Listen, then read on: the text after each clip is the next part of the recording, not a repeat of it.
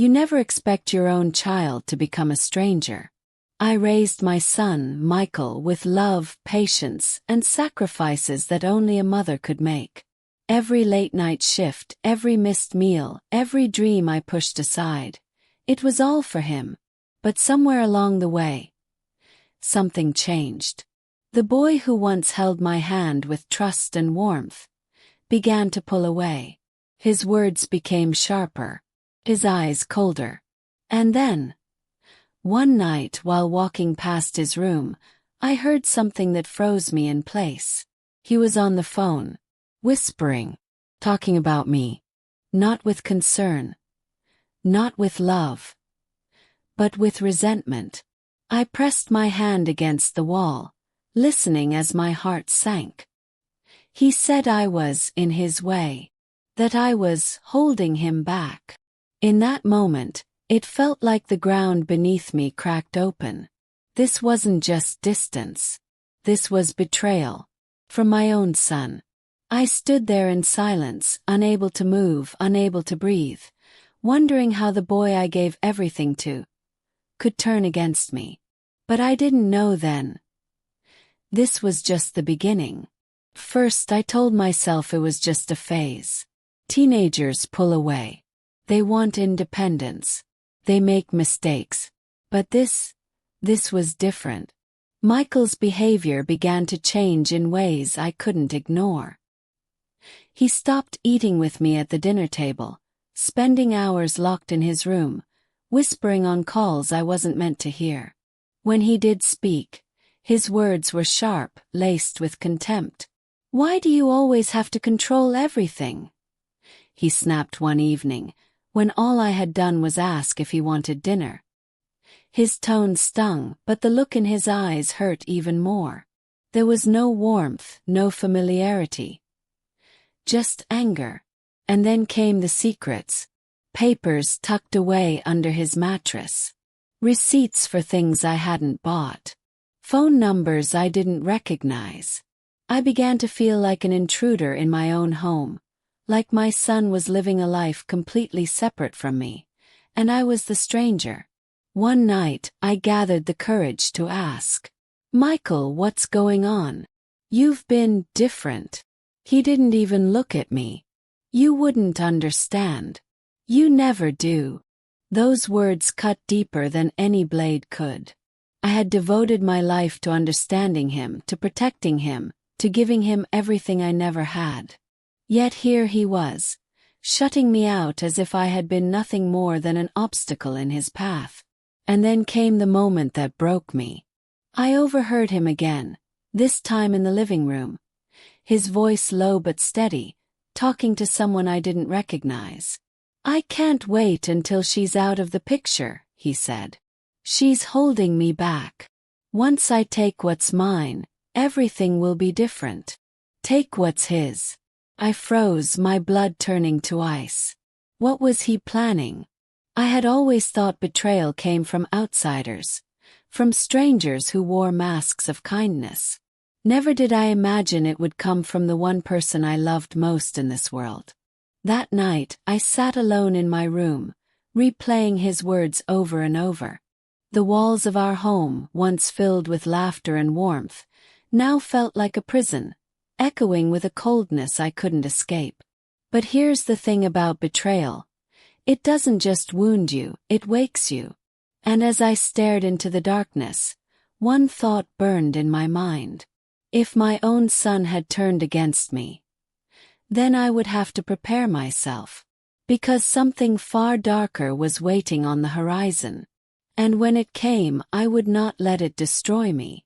For weeks after that chilling night, I lived in a fog. I couldn't shake the sound of Michael's voice, the certainty in his words. "She's holding me back. Once I take what's mine, everything will be different. Take what's his." The question haunted me like a whisper in the dark. I wanted to believe it was nothing, that maybe he was venting teenage frustration, or exaggerating to sound important to whoever was on the other end of that call. But a mother's heart, it knows. And mine screamed that this wasn't some harmless tantrum. It was a plan. Dangerous one. I began to notice the little things. The way Michael avoided eye contact when I asked about his day. The late-night meetings with people I had never seen before. The way our neighbors, who once adored him, began looking at me with quiet pity, as if they knew something I didn't. Then came the papers. One morning, while tidying his room, I found a folder carelessly tucked under his desk. I shouldn't have opened it, I know that, but curiosity mixed with fear forced my hands. Inside, I found copies of property documents. My property documents. The house I had worked my entire life to own. The house Michael grew up in. Only the owner's name wasn't mine anymore. It was his. Or at least, it was a forged attempt to make it his. My knees buckled. My son, my flesh and blood, was plotting to strip me of everything I had built. That evening when he came home he smiled. A wide, false grin plastered across his face. "Hey Mom, how was your day?" The knife behind his smile was invisible, but I could feel its blade pressing against my throat. "Played along. Had to." "Good," I lied. "Just good." Inside, my heart was at war. Part of me wanted to scream, to confront him, to tear the lies apart and demand answers. But another part, the stronger part, knew I had to stay quiet. Because Michael wasn't a boy anymore. He was a man, calculating, secretive, and now dangerous. If I showed my hand too early, I could lose everything. The betrayal clawed at me every night. Memories flooded back. His first steps, his first words, the way he used to run into my arms after school. All of it felt like shards of glass now, cutting me every time I thought of them. How could love so pure turn into greed so vile? One night I decided to follow him. He slipped out after dinner, muttering something about meeting a friend. I kept my distance, heart pounding as I trailed him through the dimly lit streets. He turned into a small, run-down cafe at the edge of town. Through the fogged glass windows, I saw him sitting across from a man in a black coat, sliding documents across the table. I couldn't hear the words, but I didn't need to. The look on my son's face said it all. Determination, greed, betrayal. And in that moment something inside me changed. The mother in me, the one who forgave every mistake, who softened at every apology, that mother died right there on the cold sidewalk. In her place something else was born. A woman who would not be destroyed. A woman who would not allow her own son to steal the life she had bled for. Michael thought he was plotting in secret. He thought I was blind, weak, and trusting. But he was wrong. Because from that night on, I wasn't just his mother anymore. I was his opponent. And in the quiet war between us, I would not lose.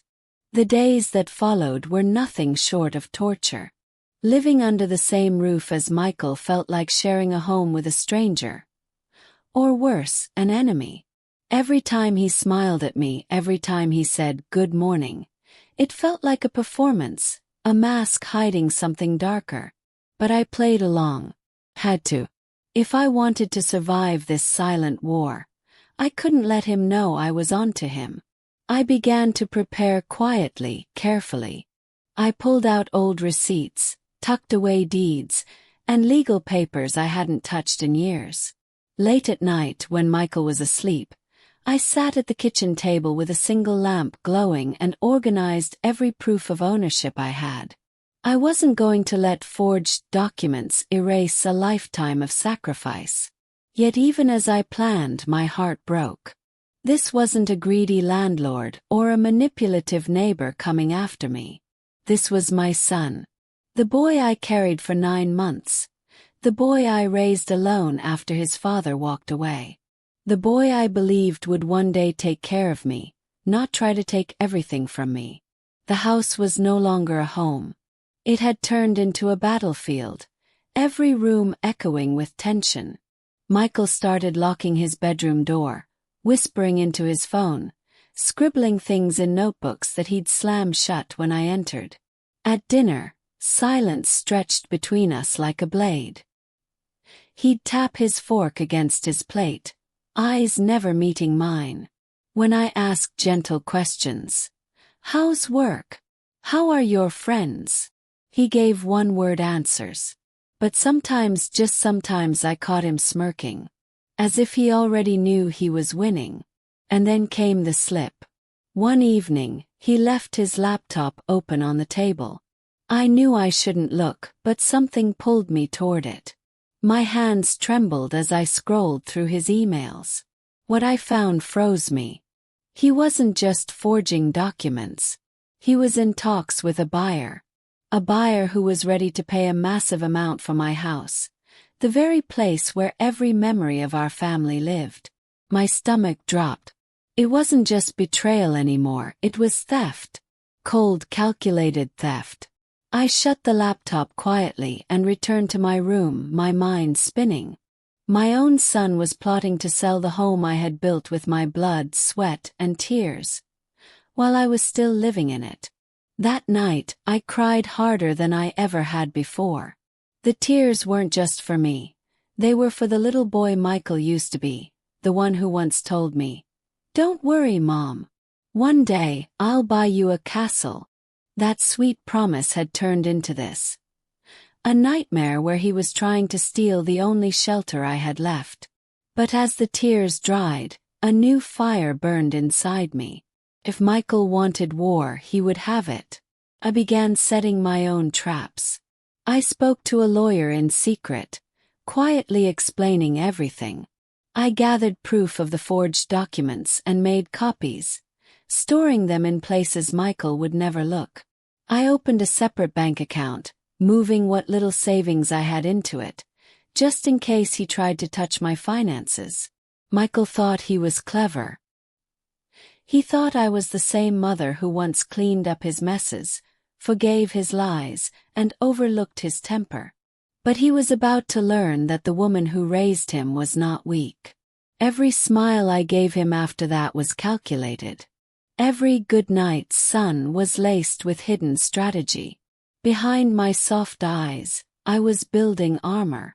One night, I overheard him on the phone again, whispering in the dark. "She won't know what hit her. Once the deal is done, she'll have no choice but to leave." My heart raced, but I didn't flinch. Because this time I wasn't afraid. This time I was ready. Michael thought the house was already his. He thought the battle was won. But he had no idea that his mother was no longer fighting to protect a home. I was fighting to protect my life. And I had no intention of losing. The silence between us was unbearable now. Days turned into weeks, and the tension in the house grew so thick it felt like I was breathing smoke. Every time I walked past Michael's room, I heard whispers, quick clattering of keyboards, or the sudden silence of someone who didn't want to be caught. I pretended not to notice. I smiled when he entered the kitchen. I set his plate at the table, and I spoke to him as if everything was fine. But inside I was a storm. 'Cause I knew about the emails. I knew about the deal. I knew my own son was preparing to rip the ground right out from under me. And maybe, just maybe, a part of me hoped he'd stop. I prayed he'd look me in the eye one morning and say, "Mom, I'm sorry. I was wrong." But the apology never came. What came instead were cracks. Little cracks in his mask. Like the way he'd smirk when I asked if he had plans for the day. Or the sharp edge in his voice when he said, "Don't worry about it, Mom. Just mind your business." One night, I walked into the kitchen and found papers scattered on the table. He rushed in seconds later, eyes wide, snatching them up. "What are you doing in here?" he snapped, his voice dripping with accusation. Froze. My heart hammered in my chest. I was just getting water. He stared at me for a long moment, his jaw tight, his eyes narrowing. Then he laughed. A low, bitter laugh that didn't sound like my son at all. "Careful, Mom," he said. "You might see something you don't like." Then he walked away, leaving me standing there, glass of water trembling in my hands. That night I couldn't sleep. His words echoed in my head like a threat. I realized then it wasn't just about money or the house anymore. Michael was enjoying this. Power. The control. Chance to watch me squirm. But if he thought I was afraid, he was wrong. The next day I visited my lawyer again. We sat in his quiet office, blinds drawn, papers neatly stacked between us. I handed him every copy of proof I had gathered, the deeds, the receipts, the old mortgage documents with my name on them. He looked through them carefully, nodding. Then he leaned forward and said, "Don't worry. If he tries to sell, he won't get far. You have more power than he thinks." Those words lit a fire inside me. For the first time in weeks I felt steady, strong. When I got home, Michael was waiting at the door. He looked at me with that same smirk, the one that had haunted me for nights. "Where were you?" he asked. "Out," I replied, keeping my tone calm. "With who?" he pressed. "Does it matter?" Ask back. His eyes narrowed. For a moment I thought he might explode. But then he laughed again. "Keep your little secrets, Mom. It won't matter soon. Once the deal's done, you won't even be here anymore." I wanted to scream at him. I wanted to grab him by the shoulders and shake him until the boy I once knew came back. But instead I just looked at him, looked at my son, the man who had turned into my enemy, and said quietly, "Don't underestimate me, Michael." For the first time his smirk faltered. Just a flicker. But I saw it. And I knew I'd struck a nerve. The war was no longer silent. The masks were cracking. And the confrontation I had been dreading was no longer far away. It was coming. And when it did, only one of us would walk away with everything. The storm broke on a Thursday evening. I'll never forget the sound of that front door slamming shut, echoing through the house like a gunshot. Michael walked in with his phone pressed to his ear. His voice low but sharp. He didn't notice me at first. I was sitting in the living room, lights dim, pretending to read. "Yes, it'll be finalized by tomorrow. She won't be a problem," he said. His tone was cold, businesslike. He paused, listening, then chuckled. "Trust me, once the papers are signed, the house is yours. My mother won't even know what hit her." That was it. The final crack. The proof I needed. The last shred of hope that maybe, just maybe, my son still cared about me gone. I closed the book quietly and stood up. "Michael," I said, my voice steady. He spun around, startled, his phone still in his hand. His face went pale for a split second, then hardened into that same mocking smirk. "Eavesdropping, Mom?" he asked. "No," I said, stepping closer. "Just finally hearing the truth." He slipped the phone into his pocket and folded his arms. "And what truth is that?" I stared at him, at the boy I raised. The boy who used to cling to my hand when he was scared. The boy who once cried into my shoulder when he lost his first game at school. And now, here he was, looking at me like I was nothing but an obstacle in his way. "The truth," I said quietly, "that you were willing to sell the roof over your own mother's head. That you've been plotting behind my back, thinking I wouldn't notice." Michael laughed. Not the innocent laugh I remembered, but a hollow, cruel sound. "Oh, come on. Don't act surprised. You're weak, Mom. Always clinging to memories, to some fantasy of family. This house deserves better. It deserves someone who knows how to make money out of it. Not someone like you." I felt my chest tighten, but I didn't break. "Not this time." "Funny," I said. "Because last I checked, this house isn't yours to sell." For the first time the smirk slipped. His eyes narrowed. "What are you talking about?" I walked past him, straight to the drawer where I had hidden the folder. My hands didn't shake as I pulled it out and dropped it on the table between us. "These," I said, tapping the documents, "are the original deeds. The ones with my name on them. The receipts of every payment I made. The mortgage I finished years before you even learned how to sign your name." His face drained of color. He grabbed the papers, flipping through them frantically, his breath quickening. "No. No, this isn't possible."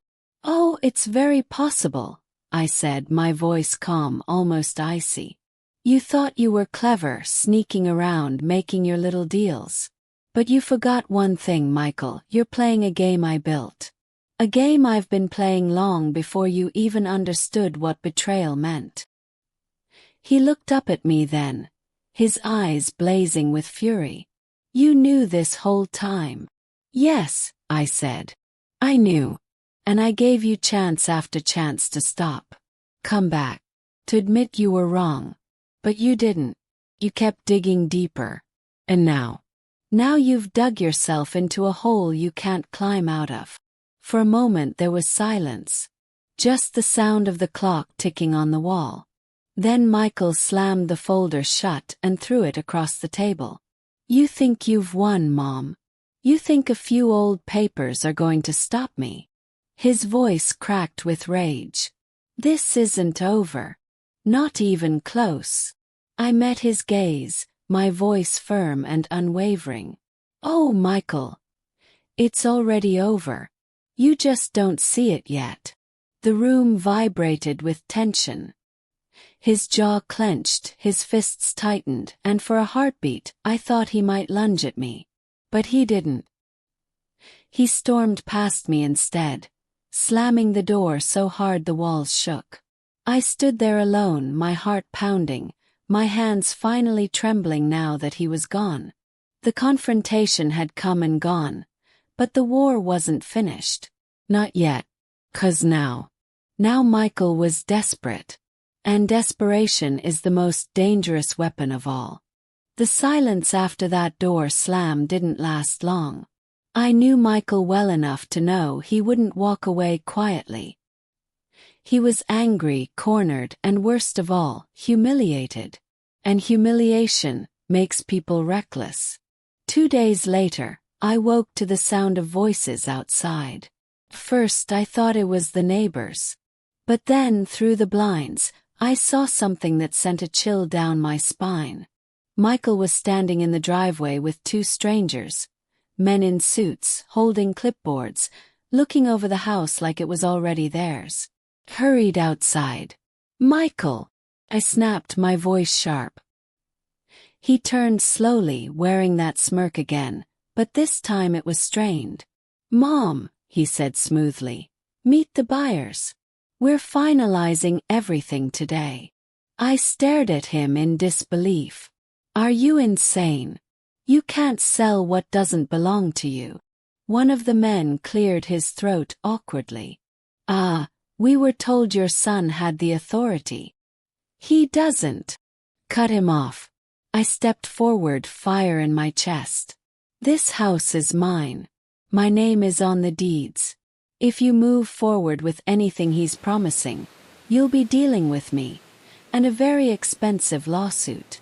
The men exchanged nervous looks. Then one of them muttered something about miscommunication before quickly heading back to their car. Within seconds, the engine roared to life and they drove off. Michael's smirk vanished completely. His face twisted into fury. "Why are you doing this to me?" he shouted. "Do you enjoy humiliating me?" "Humiliating you?" I said, my voice shaking with controlled anger. "You're doing that all on your own. You tried to steal from me, Michael. From your own mother. And now you're angry because you failed." His hands clenched into fists. "I deserve this house. I deserve everything. You think you've worked so hard, but you've done nothing but hold me back."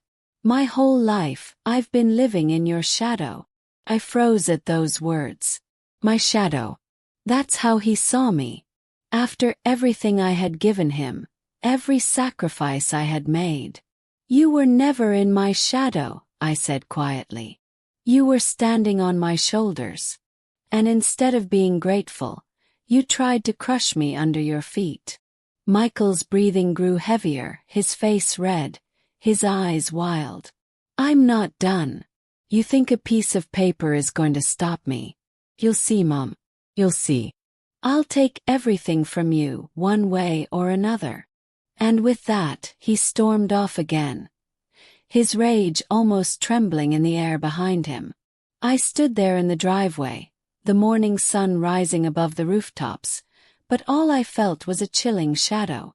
Michael wasn't backing down. He was slipping further into desperation, and I knew what came next wouldn't just be about the house. It would be about destruction, about breaking me. But he underestimated one thing. I wasn't broken. Not yet. And if he wanted war, then war was what he was going to get. The days after Michael's threat were quiet. Too quiet. But I knew silence wasn't peace. Silence was just the sound before the storm. I started preparing. I went through every document, every bank statement, every receipt. I spoke with my lawyer, double-checked the property deeds, and even secured additional protections on my finances. If Michael was going to make another move, I was going to be ready. And then it happened. One evening, just as the sun dipped below the horizon, I heard the crunch of tires in the driveway. I peeked through the curtains and saw Michael's car. But this time he wasn't alone. He had brought two men, rough-looking, the kind of people who don't carry clipboards but threats. My heart pounded, but instead of panic I felt something else. Resolve. I dialed a number on my phone, whispered a few words, and tucked it in my pocket. Then I opened the door. Michael strode forward, his face twisted in determination. "This is over, Mom," he hissed. "You're going to sign everything over to me tonight. Either you do it the easy way," he gestured to the men behind him, "or the hard way." I looked at my son, really looked at him, and for a moment all I saw was the boy I once raised. The boy who used to hug me after nightmares, who once told me I was his hero. But that boy was gone. Standing before me now was someone I didn't recognize, someone consumed by greed and bitterness. I lifted my chin. "No, Michael. You've already lost." He smirked. "We'll see about that." He stepped inside. The men followed. But before they could take another step, red and blue lights flashed outside the window. Sirens wailed. Michael froze. The men cursed under their breath. Within seconds, police officers swarmed the driveway and stormed inside. "Hands up," they barked. The two men raised their hands immediately. Michael stumbled backward, shock written all over his face. I pulled my phone from my pocket. "You see, Michael," I said calmly, "when you pulled into my driveway, I called the police. I told them everything.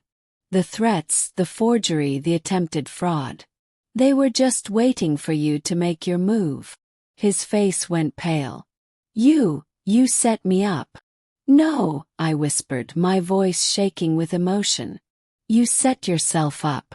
I just stopped pretending I didn't see it." The officers cuffed the two men first, then turned to Michael. He tried to protest, shouting about lies and conspiracies, but his words fell on deaf ears. As the cold steel of handcuffs locked around his wrists, he looked at me with eyes that once begged for bedtime stories and comfort. Now they only held hatred. "Mom," he spat. "You'll regret this." I swallowed hard, tears stinging my eyes, but my voice stayed steady. "No, Michael. My only regret is raising a son who thought betrayal was love." They led him away. his shouts fading into the night as the police car drove off. When the house finally fell silent, I stood alone in the living room, the weight of everything pressing down on me. My chest ached, not from fear but from grief. Losing my son wasn't the victory I wanted. But sometimes victory isn't sweet. Sometimes it's survival. I looked around the home I had built with my own hands, the home he tried to steal. And for the first time in a long time I felt safe. Michael was gone. The storm had passed. And though my heart was heavy, I knew this truth. I had taken back everything. And I had survived my son.